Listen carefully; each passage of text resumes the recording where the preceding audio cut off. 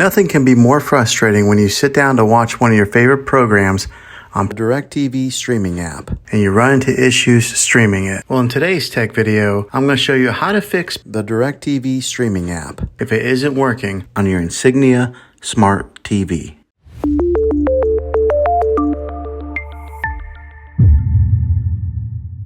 Let's see if we can fix your problems and get your DirecTV streaming app back up and running as quickly as possible. The first one, it's the easiest one to try, and that's to unplug your TV from the wall outlet and wait 60 seconds. Now don't be impatient here, wait the whole 60 seconds, then plug it back in. This is very different from turning your TV on and off with your remote control. This is what we call a hard reset of your TV, so make sure you do this method. If that doesn't work, then find your router that is giving you Wi-Fi and unplug the power to that for 60 seconds. Then plug it back in. If it fixes it, great. If not, let's go ahead and move on to the next method. Try deleting the DirecTV streaming app on your TV. Go to wherever the apps are located on your system and remove the app altogether. Then reinstall the DirecTV streaming app again. After you reinstall it, you might have to log back in with all of your credentials, but hopefully this will work. And if that doesn't work, then I recommend buying an affordable Roku stick, Fire Stick, or Apple TV 4K and plug that into your TV and use that as your main streaming player. And you'll be able to access the DirecTV streaming app that way. I'll put links in the description down below of where you can get one. Well, hopefully this video was helpful for you.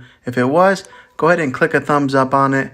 Go ahead and subscribe to my channel. I make tech videos all the time, and I would love to have you back in the next one. Take care.